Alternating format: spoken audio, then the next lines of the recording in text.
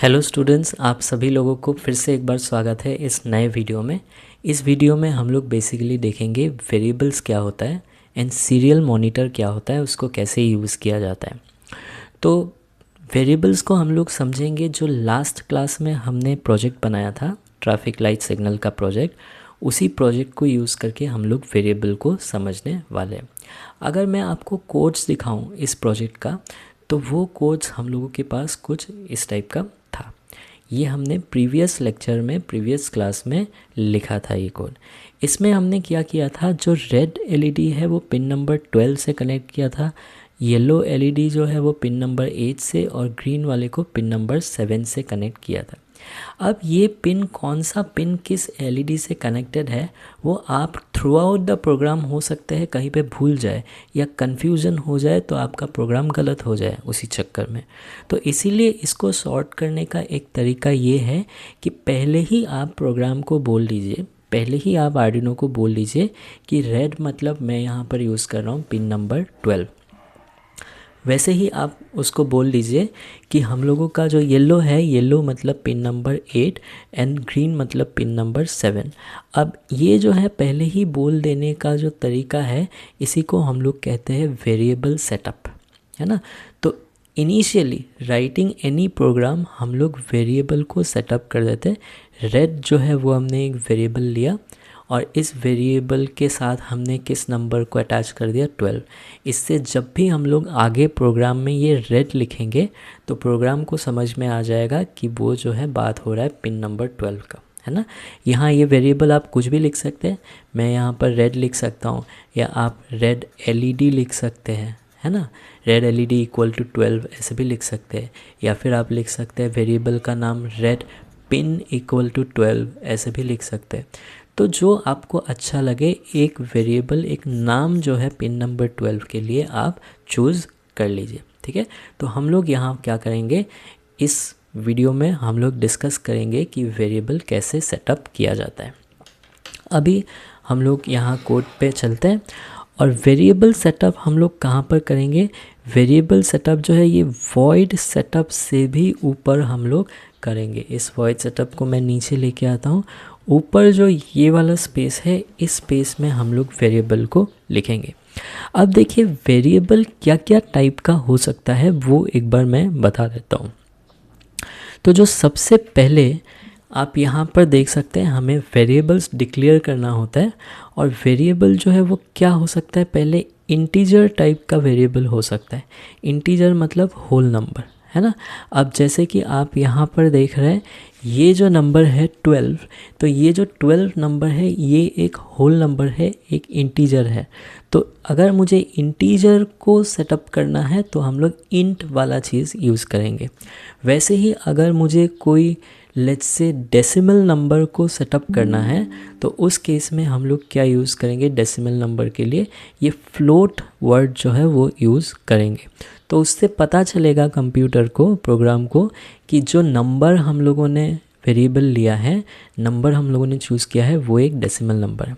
और वैसे ही कोई स्ट्रिंग को अगर आपको स्टोर करना है ना, जैसे आपका नाम जो भी है वो अगर आपको वेरिएबल के फॉर्म पे लेना है, तो उसके सामने हम लोग क्या लिखेंगे, स्ट्रिंग लिखेंगे, स्ट्रिंग। तो इंटीजर हो सकता है, फ्लोट हो सकता है, या स्ट्रिंग हो सकता है ना।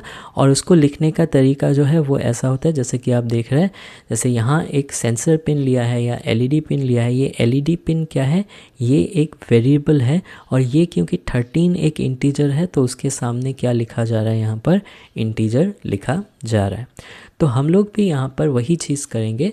तो सबसे पहले ये जो खाली स्पेस है उसमें मैं लिखूँगा int। इससे कंप्यूटर को ये पता चल गया कि जो वेरिएबल मैं यहाँ सेटअप करूँगा वो एक इंटीजर नंबर होने वाला है। तो यहाँ मैं रेड एलईडी के लिए अगर मैं सेटअप कर रहा हूँ तो मैं उसका नाम कुछ भी लिख सकते हैं, रेड एलईडी लिख सकते हैं, या फिर सिंपली शॉर्टकट में मैं रेड लिख देता हूँ।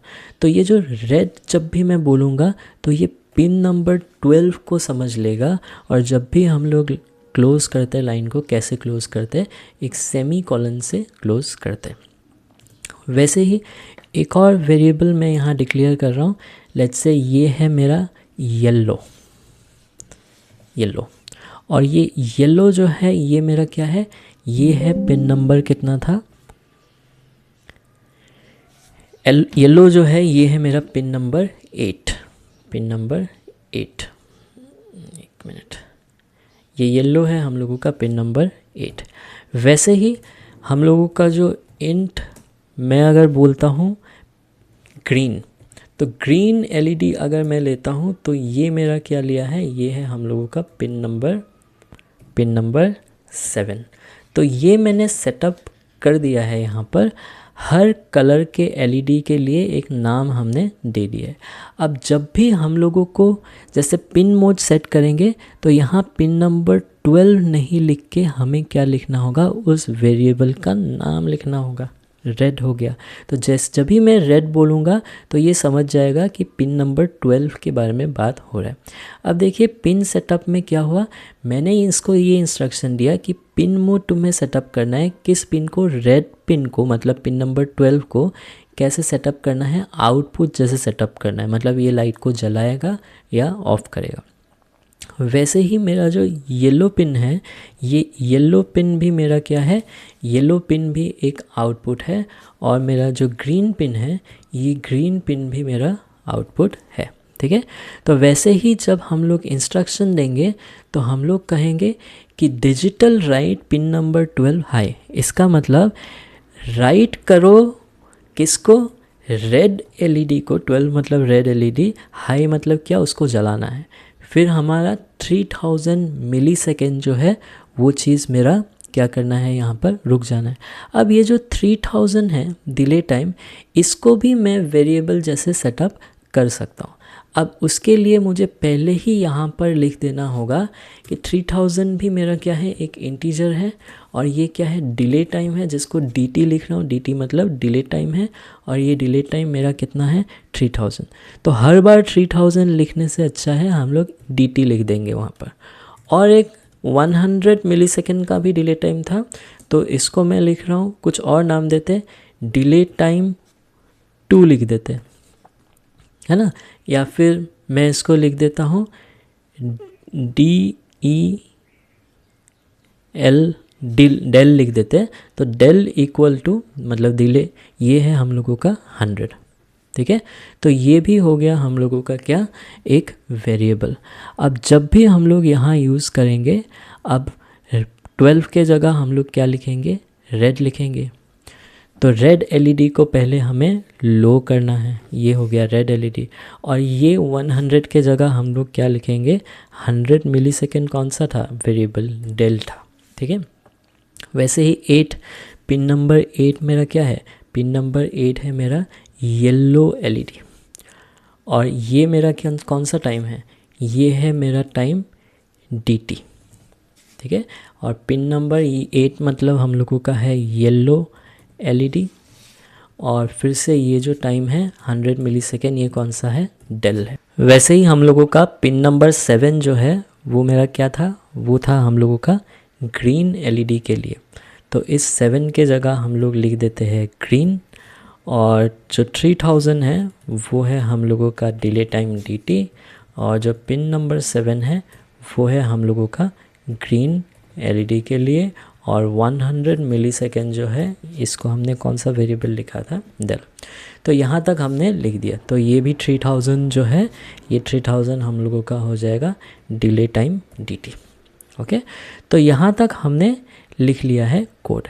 अब देखिए ऐसे कोड बनाने से क्या होता है, हम लोगों का थोड़ा बड़ा होता है कोड, लेकिन फ्यूचर में जब आप बड़े बड़े कोड्स बनाएंगे तो उसमें क्या होता है, ऐसे कोड्स लिखने से, वेरिएबल डिक्लेयर करके लिखने से आपको ज़्यादा फ़ायदा देगा। ऐसे छोटे कोड में जो अभी हमने इस ट्रैफिक लाइट के लिए लगाया, तो इसमें नहीं देने से भी आपको दिक्कत नहीं है, क्योंकि आपके पास 3 ही वेरिएबल है बस, pin number 12, pin number 8, pin number 7, तो आपको ईजिली याद हो जाता है। लेकिन अगर आपके पास लेट्स से 6, 7, 8 वेरिएबल्स हैं, 8 पिन्स के साथ आप डील कर रहे हैं, तो उस टाइम पे थोड़ा कन्वीनियंस नहीं रहता है ऐसे करने से। तो वहाँ पर ये जो है वेरिएबल डिक्लेयर करने से हम लोगों का अच्छा होता है।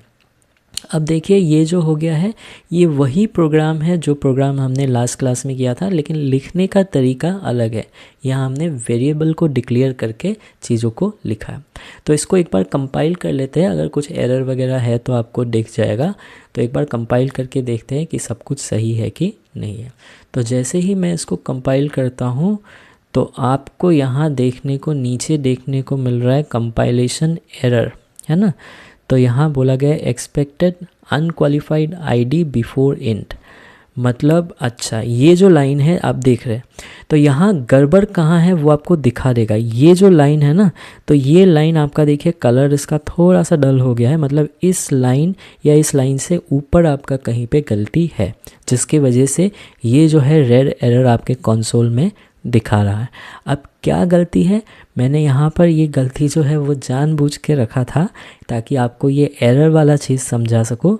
तो यहाँ पर आप लोग देख सकते हैं कि इससे पहले वाला लाइन जो है उसमें यहाँ 3000 के पास मैंने कॉमा दे दिया, लेकिन मुझे देना क्या चाहिए था, मुझे यहाँ एंड करने का तरीका होता है सेमी कॉलन, है ना। तो सेमी कॉलन दे के मुझे इसको एंड करना होता है। तो होपफुली अब सब कुछ सही रहे। तो अब मैं फिर से इसको एक बार कंपाइल करके देखता हूँ। तो यहाँ मैं जाके इसको अपलोड करूँगा। अब ये बोल रहा है कि आप जो है एरर ये है कि it is unable to open the port COM4 for the programmer Arduino. यहाँ पर ये इसीलिए बोल रहा है क्योंकि मेरा जो यहाँ पर बोर्ड है, मैं आपको दिखा रहा हूँ, इसीलिए वो बोल रहा है क्योंकि मेरा जो यहाँ पर बोर्ड है, इस बोर्ड को मैंने कनेक्ट नहीं किया हुआ है। इस बोर्ड को मैंने कंप्यूटर के साथ कनेक्ट ही नहीं किया हुआ है ना। तो जैसे ही मैं कनेक्ट करूँगा तो मेरा प्रोग्राम जो है वो सही हो जाना चाहिए। तो यहाँ मैं इस बोर्ड को कंप्यूटर के साथ कनेक्ट करके देखता हूँ। जैसे ही मैं आर्डिनो को कनेक्ट करता हूँ, अब मैं एक बार प्रोग्राम को फिर से कंपाइल करके देखता हूँ कि क्या बोलता है। तो यहाँ डन कंपाइलिंग दिखा रहा है, इसका मतलब सब कुछ सही है। डन अपलोडिंग भी कंप्लीटेड है। तो अब आप देख सकते हैं मेरा वही जो प्रोग्राम है वही प्रोग्राम मेरा फिर से यहाँ पर चलना शुरू हो गया है।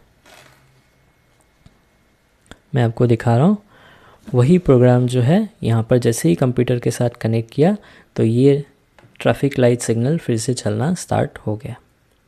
ठीक है। तो यहाँ पर जो है हम लोग ऐसे भी कोड को लिख सकते हैं। ये होता है तरीका जो वेरिएबल डिक्लेयर करके हम लोग लिखते हैं।